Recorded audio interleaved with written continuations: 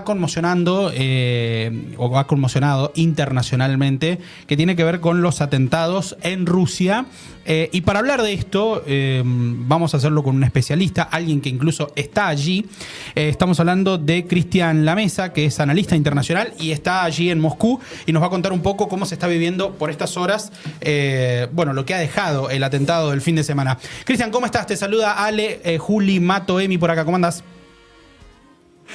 Hola, buenos días. ¿Cómo andan ustedes? Para mí un gusto estar conectado junto a ustedes y su audiencia. Bueno, muchas gracias. Primero, hacenos como un resumen de lo que pasó el fin de semana. ¿Qué fue lo que pasó puntualmente, lo que se sabe hasta ahora, o si es que ya está develada toda la investigación? Y, ¿cuáles han sido los días posteriores al atentado? Bueno, el día viernes en horas de la noche a las 19:55 un grupo aparentemente de 4 terroristas ingresaron en el Crocus City Hall, que es un centro comercial, teatro, es un complejo recreativo muy grande que está a las afueras de Moscú, en el noroeste sería de Moscú. Y bueno, ingresaron abriendo fuego con fusiles de asalto contra toda la concurrencia que estaba ahí. Había congregado en la parte del teatro unas 3.500 personas, se calcula, de un total de unas 3.600 que iban a estar ahí debido a un recital de un grupo de rock ruso muy popular de la década de mediados de los 70, con lo cual había muchas familias enteras, digamos, ¿no? Sí. Como se le ocurrió, si comparamos como si fuese un recital, no sé, de Charly García, por hacer una comparación en la cual congrega a familias de fanáticos que puede ser el abuelo, el padre y el hijo, ¿no? Claro. Por eso la diversidad, ¿no?, en las edades de las víctimas. Y bueno, nada, fue un acto de terror realmente salvaje en el cual se abrió fuego, como decía, contra la multitud. Después se procedió a incendiar la parte del teatro con líquidos inflamables en las butacas. Y bueno, después se dieron a la fuga estos terroristas. El saldo al día de hoy es de unas 140 muertos. La cifra, por supuesto, se fue elevando al transcurrir de las horas. Y hay que decir que estos cuatro terroristas fueron apresados en cuestión de horas cuando se dirigían en el mismo vehículo en el que habían llegado, en un Renault blanco. Se dirigían hacia el lado de la frontera con Ucrania. Están a disposición de la justicia con prisión preventiva y la expectativa de prisión perpetua.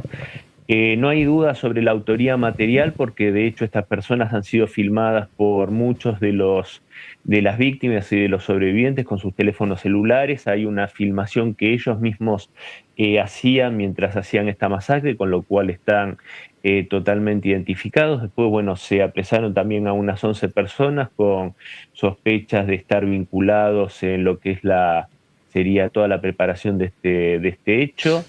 En el día de ayer, si no me equivoco, se libraron órdenes de arresto para 3 integrantes de una familia, el padre y sus 2 hijos. También aparentemente están sospechados de vínculos porque serían los que habrían vendido este Renault color blanco.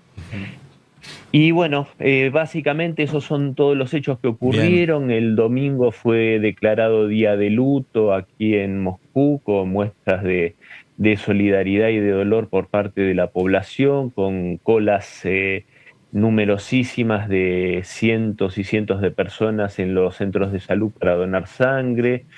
Y bueno, dando el pueblo moscovita puntualmente muestras de cómo ante la adversidad se unen más y se hacen más fuertes.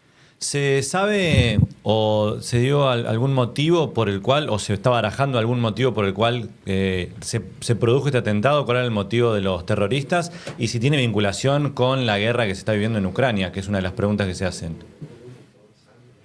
Bueno, en este aspecto vos sabés que hay muchas líneas no de investigación, sino de hipótesis más bien, porque hay que remontarse allá al día 7 u 8 de marzo, no tengo bien en mente en este momento, cuando la Embajada de los Estados Unidos y del Reino Unido en Moscú hicieron el aviso a sus connacionales de que evitasen concurrir a lugares multitudinarios y específicamente a conciertos, porque en las siguientes 48 horas habría un atentado terrorista. Esto también fue replicado por otras embajadas europeas.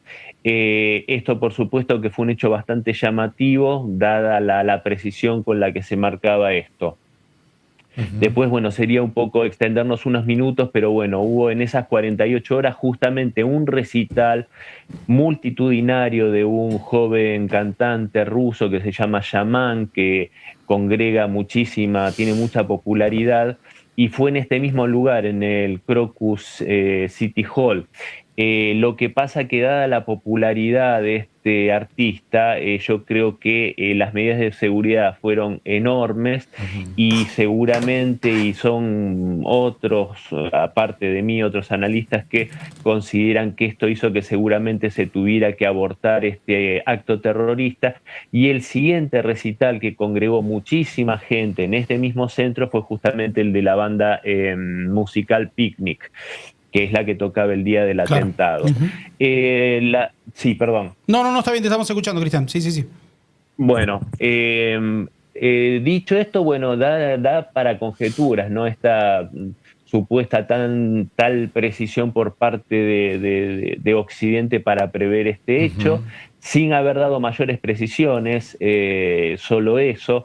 Después prácticamente seguía ardiendo este centro Crocus, y el secretario del Pentágono, John Kirby, salía rápidamente a decir que ellos no tenían ninguna información, cosa que por supuesto no es verídica porque la misma embajada norteamericana había dado esta alerta, y después diciendo que aseguraban que Ucrania no había tenido ninguna participación en este hecho, con lo cual se contradice con lo que acaba de decir al manifestar que no tenía ninguna información. Para asegurar que no tenía nada que ver Ucrania, evidentemente alguna información tenían que tener. Claro. Y por supuesto que después salieron a decir también, de vuelta contradiciéndose, afirmando que le habían dado toda la información necesaria al gobierno ruso y que evidentemente el gobierno ruso no habría actuado. Dicho esto, y ya para cerrar esta parte, yo creo sinceramente que si avalamos esta teoría por el aviso simplemente que dio la embajada norteamericana, se preparó un gran atentado para antes de las elecciones, con lo cual, por supuesto, el objetivo sería sembrar el pánico y minar la popularidad del presidente Putin.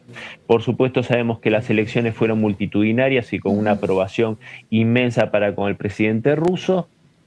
Y este atentado ahora, por supuesto que sin duda busca no solo sembrar el terror, sino también intentar, por supuesto, generar un descontento entre la población. Esto, por supuesto, yo creo que aseguran también que fue el Estado Islámico, esta organización terrorista, como para desvincular a Ucrania. Pero también hay que decir en este punto, y con esto cierro, que grupos fundamentalistas musulmanes tienen vinculación directa con los grupos ultranacionalistas ucranianos, y esto está probado dado la participación de nacionalistas ucranianos, el líder del Pravi Sector, por no ir más lejos, en la primera guerra de Chechenia ya por 1994-1996.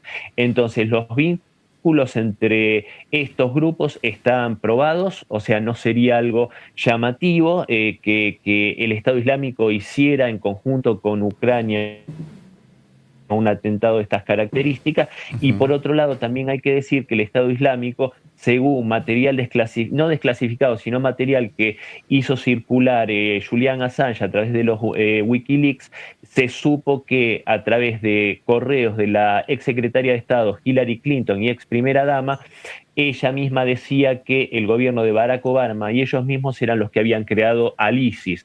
Entonces, por supuesto que hay todo un entramado Claro. Sí, hay que muy remontarse complejo muy y para obviamente atrás. el enemigo común es Rusia. Claro, exactamente. Sí, sí. Estamos hablando con Cristian Lamesa, que es analista internacional desde Moscú, Rusia, haciendo referencia a los atentados que se sufrieron allí en el fin de semana. Cristian, ¿estás viviendo hace cuánto en Moscú? Como para conocer un poco de tu vida antes de cerrar.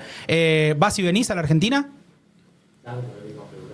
Sí, justamente pasado mañana estoy regresando al país y estoy acá desde el 3 de febrero que llegué y sí, regularmente estoy un poco acá en Rusia y otro tanto siguiendo mi vida allá en Argentina, un poco en ambos lugares y bueno, más o menos eso es también, aparte de que hoy uno tiene un acceso a la información muy importante y muy fluido, sabiendo buscarla, por supuesto, pero el tener esta asiduidad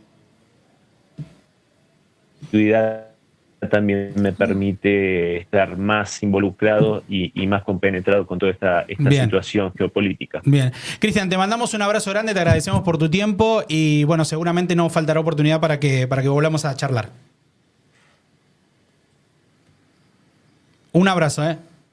Abrazo. Buen día. Bueno, Cristian Por favor, el Lamesa, placer es mío y cuando quieran estoy a disposición. ahí está. Un abrazo grande. Cristian Lamesa, Gracias. que es analista internacional, es argentino y desde Moscú, bueno, nos hizo un panorama realmente muy completo de lo que está pasando Sí, en exacto. aquella parte Para del el que mundo, quedó ¿no? un poco medio descolgado, que no tenía tanto el seguimiento de lo que está pasando, básicamente la pelea Rusia-Estados Unidos es la pelea que se viene llevando hace mucho Sí. tiempo, ¿no? Es decir, Desde como que... los 80, 70. Exacto, sí, Sí, hace sí. un montón que Terrible. tiene vinculación. ¿Y por qué pasa? ¿Y por qué se menciona Ucrania? Porque Estados Unidos apoya a Ucrania de alguna manera, no directamente, y es justamente porque por eso también se termina desatando la guerra con Ucrania, etcétera, como para darle un poco de contexto a los que habían quedado. No teníamos tanto tiempo para poder profundizar tanto con Cristian, que la verdad es especialista además en Rusia. Sí, Y todo, sí, todo se ese nota. Y esto es verdad, esto es real, esto de estar en el lugar y estar asentado le da ahí, horrible. otro panorama para la información, ¿no? Que por ahí es Sí. muy complicado a veces de este lado del mundo, ¿no? Dos temas más. Uno tiene que ver